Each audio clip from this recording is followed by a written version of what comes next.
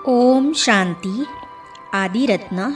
इस पुस्तक में आज हम पढ़ेंगे आदि रत्न दादी मिट्ठू जी के लौकिक और अलौकिक जीवन की कहानी। तो चलिए आज हम इसे पढ़ते हैं।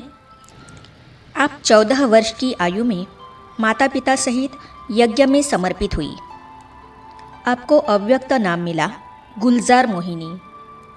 आप यज्ञ स्थापना के समय 5 चिड़ियाओं में एक थी। आप हारमोनियम के साथ गाकर सभी को मुग्ध कर देती थी। आप सभी प्रकार के कपड़ों की सिलाई में बहुत होशियार थी तथा यज्ञ में स्टाफ नर्स होकर भी रही। आपको आपकी भावनानुसार बाबा से भाई रूप का विशेष स्नेह मिला, इसीलिए बाबा आपको मिट्ठू बहन कहकर बुलाते थे। आपने लुधियाना, पटियाला में रहकर पंजाब, हरियाणा के कई स्थानों जैसे जींद, हिसार, सिरसा, डबवाली, तोशाम आदि में सेवा केंद्र खोले। आप बहुत ही इकोनॉमी वाली, स्वच्छता पसंद, स्थूल सूक्ष्म पालना देकर भरपूर करने वाली यज्ञ की आदि रत्न थी। आपकी निर्णय शक्ति बहुत तेज थी, फैसला एक सेकंड में लेती थी।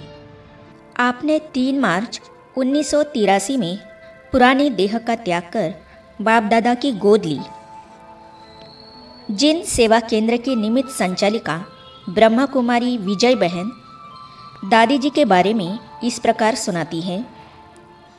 सन 1963 से 1975 तक दादी मिट्ठू के अंग संग रहने का तथा सन 1975 से सन 1983 तक उनके कनेक्शन में सेवारत रहते हुए उनकी पालना लेने का मुझे सौभाग्य मिला। दादी 14 साल की आयु में ज्ञान में आई। हारमोनियम बजाती थी, गला बहुत सुंदर था। लौकिक जीवन में भी हारमोनियम बजाकर गुरुद्वारे में जब गाती थी तो सबकी आंखों में पानी आ जाता था। दादी मम्मा के साथ भी गाती थी। माता पिता की इकलौती संतान थी। माता पिता तन मन धन सहित यज्ञ में समर्पित हो गए। पिताजी बाद में यज्ञ से चले गए थे। 5 चिड़ियाओं में इनका नाम था। सिलाई में बहुत होशियार थी। बहनों के सभी कपड़े सिलाती थी। स्टाफ नर्स होने के नाते होशियारी से सभी पेशेंट को संतुष्ट करती थी। तन की भी नब्ज देख लेती तो मन की भी। बाबा के साथ लौकिक नाते से भी मेलजोल था। बाबा बन गए भाई।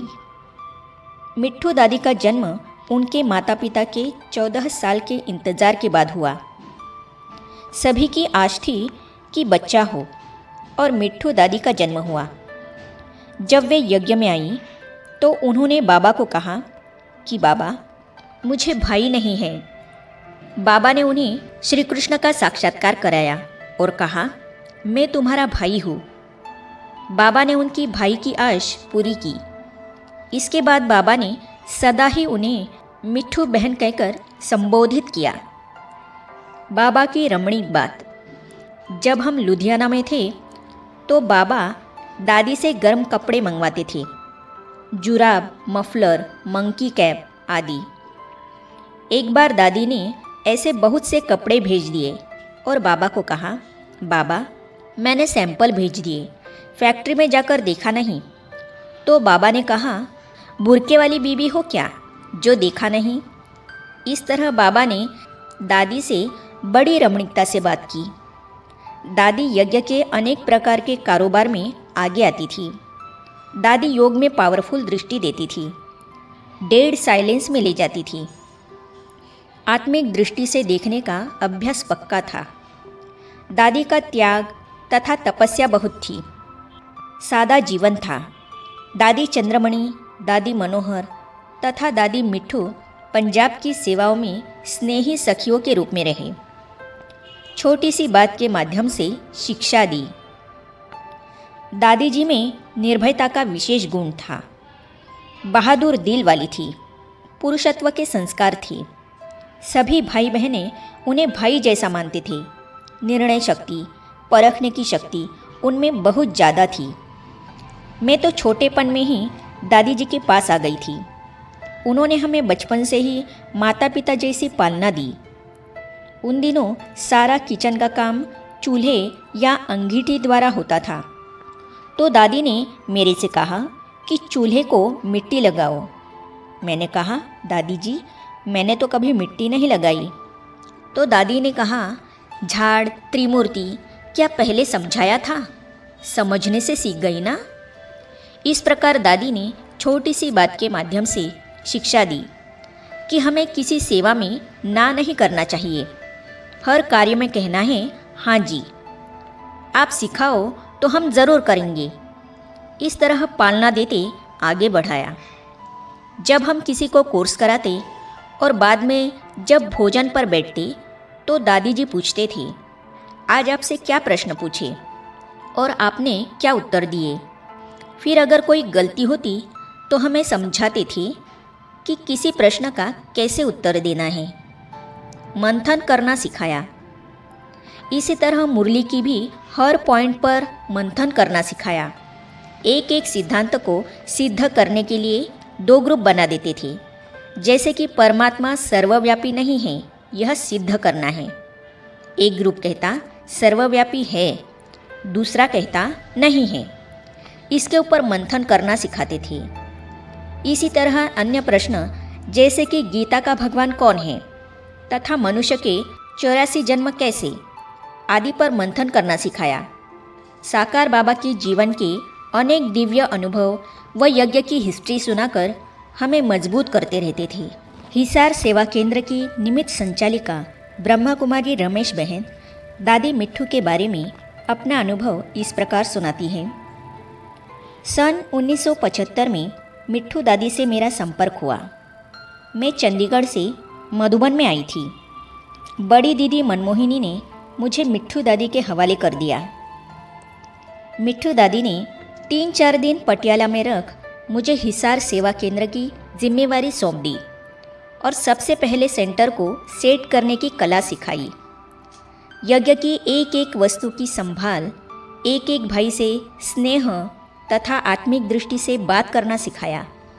सर्व के प्रति कल्याण भावना रख यज्ञ को बहुत ऊंची श्रेष्ठ नज़र से देखते हुए इसे आगे बढ़ाने के लिए छोटी वस्तु को भी वेस्ट ना कर बेस्ट रीति से प्रयोग करना सिखाया। दादी कहती थी, कितनी भी समस्याएं आए कभी हिम्मत नहीं हारना। बाबा को सामने रखते हुए अमृत वेले अपनी सारी बातें बाबा को बताना। बाबा अपने आप शक्ति और रहम की दृष्टि से रहमत बरसाता रहेगा। जब हिसार में मकान की नींव रखी तो कम खर्च बालानशीन बनने की विधि सिखाई। गरीबी में भी यज्ञ को महत्व देते हुए कभी घबराना नहीं, सफलता हर कदम में मिलेगी, यह सिखाया। उनकी विशेषताओं को धारण करते हुए आज हिसार में उनकी कृपा दृष्टि से बहुत बड़ा सेवा केंद्र है। सभी प्रकार का सहयोग चारों तरफ से प्राप्त है। अभी भी सूक्ष्म में उनके स्नेह सहयोग के वाइब्रेशन आते हैं। आगे हम पढ़ेंगे सिरसा सद्भावना भवन की निमित्त संचालिका ब्रह्मा कुमारी कृष्णा बहन, जिन्होंने 7 वर्षों तक दादी के अंग संग रहकर और कनेक्शन में सेवारत रहकर पालना ली, उनके बारे में अपने अनुभव इस प्रकार सुनाती है। तो इन अनुभवों को हम पढ़ेंगे अगली कड़ी में। तो ये जानने और पढ़ने के लिए इस चैनल को सब्सक्राइब करने के साथ ही साइड में जो बेल आइकॉन है उसे भी क्लिक कीजिए, ताकि आने वाली सभी वीडियो और अब तक की सारी वीडियो आप तक पहुंचती रहेगी। ओम शांति। पवित्रता का हृदय कुंज में ऐसा पुष्प खिला, जिसकी सुगंध से जीवन में सुख ही सुख मिला।